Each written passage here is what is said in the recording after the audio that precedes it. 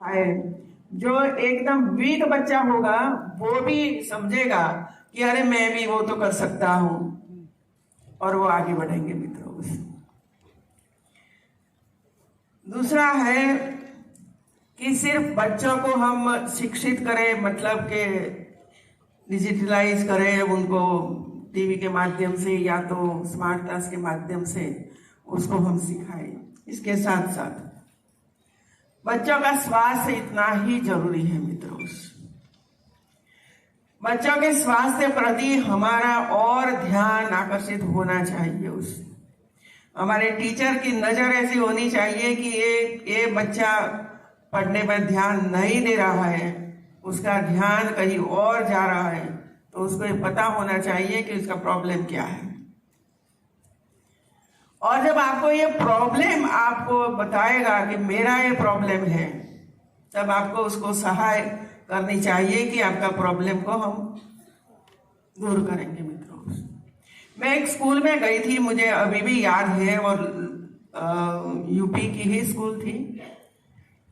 और सुबह में जब 7 बजे स्कूल शुरू हुई तो स्कूल में ही 2 बच्चियां, छोटी छोटी 2 बच्चियों लगभग बेभान जैसी हो गई। टीचर्स आए, उसको ले गए, पानी पिलाया, पानी का वो किया वो किया। तो मैंने पूछा कि अभी तो स्कूल शुरू ही नहीं हुई है और ऐसी स्थिति क्यों हुई। तब वो टीचर ने मुझे सही बात बताई कि ये जो बच्चे दूर दूर से आते हैं, गरीब परिवार के बच्चे हैं, रात को भोजन होता है, सुबह में भोजन तैयार नहीं होता है तो वो वैसे ही चले आते हैं, और जब मध्याह्न भोजन योजना शुरू होती है तब वे लोगों को भोजन प्राप्त होता है। भूखा पेट रात को अगले दिन 7 बजे 8 बजे वो उन्होंने भोजन किया होगा, और दूसरे दिन 12 बजे या तो 11 बजे जब भोजन मध्याह्न भोजन की शुरुआत हो तब तक बच्चा भूखा रहता है, तो पढ़ने में क्या उसको रुचि रहेगी। और इसी वजह से मैंने उसी समय हमारी माताओं, मतलब कि हमारी टीचर्स को कहा था कि जहां से बच्चे आते हैं वहां आपको जाना चाहिए, और वहां सभी महिलाओं को समझाना चाहिए कि कम से कम रात का कोई बाजरा की रोटी हो या गेहूं की रोटी हो वो आप रखो, और दूसरे दिन उनको खिलाकर ही भेजो। उनको खिलाकर ही भेजो। भाई हम भी गांव में ही रहते थे, हम भी सुबह स्कूल में जाते थे, लेकिन मेरी जो माँ थी वो ये करती थी कि रात को बाजरा की रोटी बना देती थी 3-4, क्योंकि हम 3-4 बहनें थी, और सुबह में उसको चूरा कर देती थी, इसमें घी और गुड़ डालती थी और उसका लाडू बनाती थी और हमें खिलाती थी, फिर हम स्कूल में जाते थे। ये ध्यान रखती थी हमारी माताएं। आज इतना ध्यान नहीं है मित्रों। वैसे ही मैं एक और आपको बताऊं, एक ऐसी स्कूल थी, और इस स्कूल में जब मैं पहुंची, क्योंकि मुझे आदत थी सरप्राइज विजिट करने की स्कूलों की, और सरप्राइज विजिट करने के लिए जब मैं स्कूल में पहुंची तो लगभग 9 बजा था। तो सभी बच्चे अपने अपने टिफिन लेकर बाहर लॉन में बैठे थे खाने के लिए। जब मैंने सभी की टिफिन देखा, सभी का, तो सब, एक भी टिफिन ऐसा नहीं था, एक भी ऐसा बच्चा नहीं था कि जिसके पास रोटी हो, पूरी हो कि हांडवा हो या तो वो हो। सबके पास तला हुआ, और वो क्या कुरकुरे क्या बोलते हो सब लोग, ऐसा भर कर सबको दे दिया था। अब बताइए, जब पौष्टिक आहार बच्चों को नहीं मिलेगा तो बच्चों का स्वास्थ्य अच्छा कैसे रहेगा। तो वो बच्चा तो कुपोषित ही हो जाएगा, और जब कुपोषित बच्चे होते हैं तो पढ़ाई में ध्यान नहीं रहेगा मित्रों, और पढ़ाई में ध्यान नहीं रहता है तो हम ऊपर से उसको मारते हैं, इतना ही नहीं आता है, लेकिन डीप में उतर कर ये नहीं सोचते हैं कि उसको क्यों याद नहीं रहता है, क्या इसके पीछे राज क्या है, कारण क्या है मित्रों। तो वो स्कूल में जब मैंने ये देखा ये तो सब तला हुआ है, बाजार सब। और ऐसा नहीं था कि कोई गरीब परिवार के बच्चे थे, अच्छे घर के बच्चे थे। तो मैंने प्रिंसिपल को कहा कि 1-2 दिन में आप उनके अभिभावक फादर मदर को बुलाओ, मैं आऊंगी। तो सभी महिलाएं आई, सब लोगों के सामने ये विषय रखा। इसमें एक माँ थी, शायद 80 साल की था, वो सामने ही बैठी थी और मैं ये सब बातें बता रही थी कि भाई हमारी पुरानी महिलाएं थी, वो ऐसा करती थी, ऐसा करती थी, और बच्चों को थोड़ा सा भी खिलाकर ही स्कूल में भेजती थी। तो ये माँ खड़ी हो गई और मुझे बोली कि आनंदीबेन देखिए, आज की ये जो है ना पढ़ी लिखी, उनको तो समय ही नहीं है बच्चों के लिए। बाजार में जाती है, खरीद लेती है, और हम जब बोलते हैं सास या दादी कि ऐसा क्यों करते हो, तो हमें बोलती है कि चुप रहिए, आपको कुछ बोलने की आवश्यकता नहीं है। ये जवाब था उसका। और इसी वजह से आप जब सब बैठे हो मेरे सामने, तब मैं आप सबको ये कहना चाहती हूँ कि बच्चों के स्वास्थ्य की ओर हमें ध्यान रखनी पड़ेगी, चाहे पुरुष हो, फादर हो या मदर हो। ऐसा नहीं होना चाहिए कि ये काम सिर्फ मदर का है। मैं तो ये सोचती हूँ कि जितना काम मदर का है, इतनी ही जिम्मेवारी पिताजी की भी है। वो पूछते रहे कि कल बच्चों के ले जाने के लिए घर में कुछ तैयार किया है कि नहीं किया, कुछ रखा है कि नहीं रखा। जब तक वो नहीं होगा तब तक हमारे बच्चों की परेशानी रहेगी रहेगी रहेगी। मित्रों, अभी जो राष्ट्रीय नई नीति आई है शिक्षा की, काफी सालों के बाद आई है मित्रों। मैं तो 30 साल इसमें काम किया, 10-15 साल से इसमें, 40 साल से मैं देख रही हूँ कि साइंस हो, मैथ्स हो, हिंदी हो, गुजराती हो, सालों तक कोई सिलेबस ही नहीं बदलता था। बस वही पढ़ाओ, जो मैं पढ़ी थी वही मैं पढ़ाई थी। अभी दुनिया बदल रही है, टेक्नोलॉजी बदल रही है, विचार बदल रहे हैं, जरूरत काफी नई नई जरूरतें खड़ी हुई आई है हमारे सामने। फिर भी हम हमारा सिलेबस करिकुलम नहीं बदलेंगे तो बच्चों को पूरे विश्व के सामने हम देंगे। क्योंकि उनके पास ट्यूशन रखने के लिए पैसे हैं। क्या आपके पास ट्यूशन रखने के लिए पैसे हैं? नहीं है। तो वो तो भिजता है बीच में, अंग्रेजी Hindi, girls school, teacher mother के बीच में। वो मदर को पूछता है तो मदर बोलती है मुझे तो पता ही नहीं तू क्या बोलता है। ऐसी स्थिति में ये न हो कि हमारा बच्चा पिछड़ जाए, और इसी वजह से ये जो निर्णय किया गया कि मातृभाषा में शिक्षा दो, मातृभाषा में शिक्षा दो। और मातृभाषा में जितनी समझदारी आती है बच्चों में, हम बोलते हैं ना कि भाई जरा मैथ्स तो कठिन है, साइंस तो बहुत ही कठिन है, लेकिन कठिन बनाया गया है अंग्रेजी में उसको समझाकर सिखाकर। बाकी आप अपने अपने तरीके से एग्जाम्पल दो बच्चों के सामने तो वो समझ जाएंगे कि मैथ्स तो वो बहुत ही सरल है, लेकिन कठिन हम लोगों ने, मतलब टीचर्स ने, समाज ने वो बना दिया। और बच्चों को हम लोगों ने कहा कि आप पढ़िए भाई अंग्रेजी। तो अंग्रेजी की विरोधी में नहीं हूँ मित्रों, लेकिन मैं जरूर मानती हूँ कि शुरुआत की जो शिक्षा है, जिसका बेज बनता है एजुकेशन का, उसका विचार मजबूत होता है, और वो उसकी भाषा की जो वो शब्द है वो मजबूत जब होता है, तब उसको आगे जाकर थोड़ा थोड़ा अंग्रेजी में वो आगे बढ़ेगा तो एक अच्छा अंग्रेजी में भी वो बोल सकता है। और आज देखिए मित्रों, गुजराती मीडियम में या हिंदी मीडियम में पढ़े वाले हमारे बच्चे विदेश में जाकर पढ़ते हैं कि नहीं पढ़ते हैं? पढ़ते हैं, और अच्छा पढ़ते हैं, ऐसा नहीं है। अमेरिका में जो लोग पढ़ते हैं ना, इससे भी ज्यादा अच्छा पढ़ता है वहां जाकर, अच्छा काम करते हैं।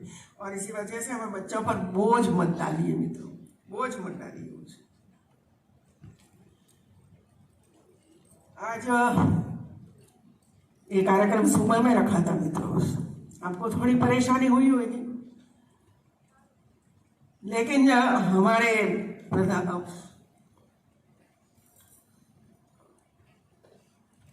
हमारे राष्ट्रपति जी का कार्यक्रम आया। सुबह में मथुरा में बाराबंकी भगवान के दर्शन करना था और वहाँ कृष्ण कुटीर, जहाँ विधवा महिलाएं कहीं कहीं से आती हैं और वहाँ रहती हैं, उनको हिसाब से मैं साथ में रहना पड़ता है। तो मैं और मुख्यमंत्री जी दोनों मथुरा सुबह में गए और एक कार्यक्रम को मैंने कहा कि आप शाम को 4 बजे के बाद करिए तो हम आ पाएंगे वहाँ। मित्रों, ये जो मैं बता रही हूँ आपको कि वहाँ पूरे ये विस्तार में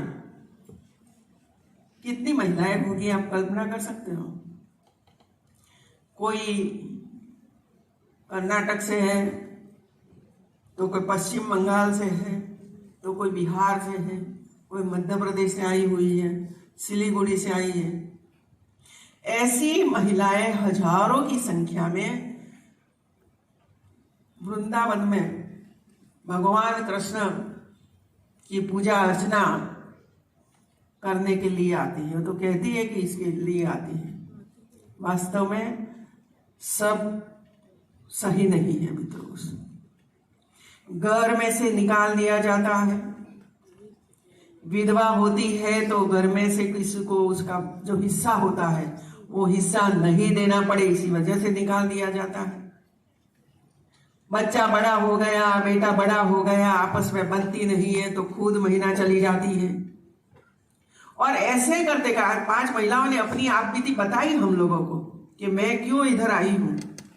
और ये जब हम लोग बैठे बैठे सुनते थे, मदद भी की है और महिलाओं को सुना भी है। मित्रों, मुझे ये कहना है मित्रों, क्या हमारा ये संस्कार है कि हम जो माँ ने हमारा पालन पोषण किया, 9 महीने तक गर्भ में रखा, प्रसव पीड़ा सहन की, इसके बाद उनके लिए खाना नहीं था, फिर भी कहीं ना कहीं कपड़े वो कर करे, बर्तन साफ करते करते पैसे कमाए और बच्चों को बड़ा किया, पढ़ाया, लिखाया।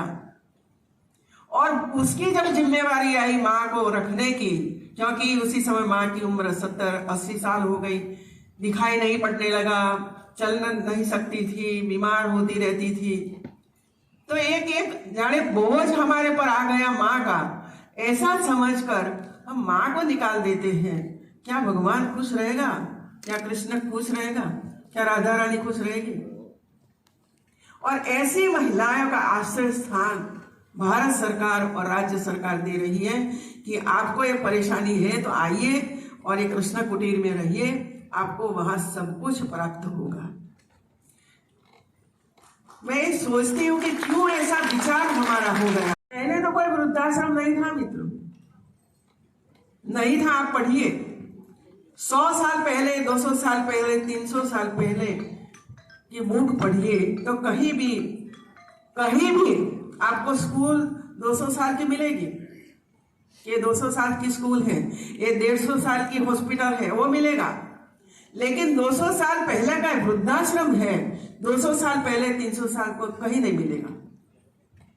माँ जैसी हो, पिता जैसा भी है, वो घर में ही रहते थे, घर में ही उसका सब ध्यान रखते थे और बाद में उसकी अंतिम क्रिया भी घर में से हो जाती थी। मित्रों, आज हमारे विचार क्यों बदल गए?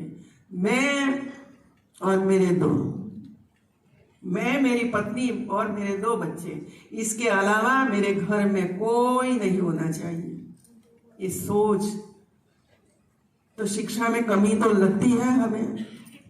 शिक्षा हम लेते हैं, पहले तो इतना अभ्यास नहीं था।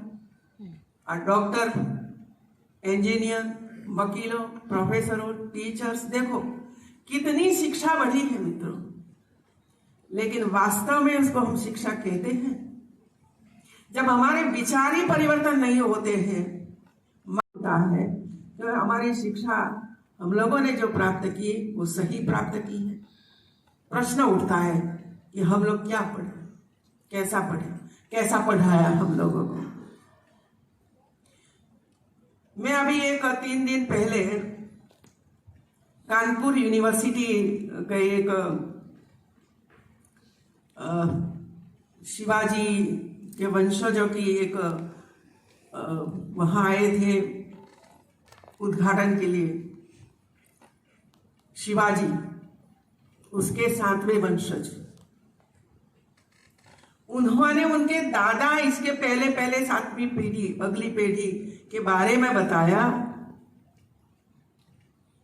ये बताया उसी समय जब माँ या तो बेटी या तो बहू या तो कोई भी विधवा हो जाती थी तो उसका पुनः विवाह होता था, पुनः विवाह होता था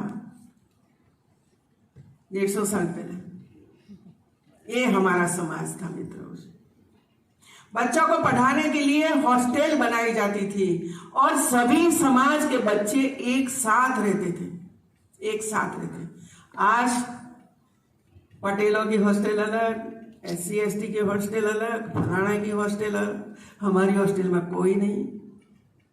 तो समृद्ध समाज कैसे बनेगा मित्रों? जाति जाति में जो भेदभाव पैदा किया है, मैं तो मानने लगी हूं कि शिक्षा ने ही भेदभाव पैदा कर दिया है। बड़ी स्कूल आओ, बड़े लोग पढ़ेंगे, छोटी स्कूल गरीब के लिए, और इसमें गरीब के बच्चे पढ़ेंगे।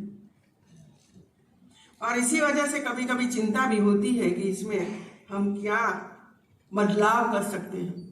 कई लोग कहते हैं कि भाई शिक्षा ही विचारों में बदलाव कर सकती है, लेकिन जो होना चाहिए वो नहीं होता है। अभी विधवा माँ सब मेरे सामने है, सफेद कपड़ा, ठीक है, आज तो बदल गया है कि ऑर्नामेंट्स भी पहनने लगी है, अच्छे अच्छे कपड़े भी पहनती है। क्या उसका क्या दोष क्या है मुझे बताइए? ईश्वर ने ले लिया उसका पति को, उसके हाथ में तो किसी बचाने का है ही नहीं, और फिर भी हम उसको दोष देते हैं। तू आई घर में और वो शुरू हो गया। क्या करते हैं, क्या बोलते हैं, पता नहीं चलता है मित्रों।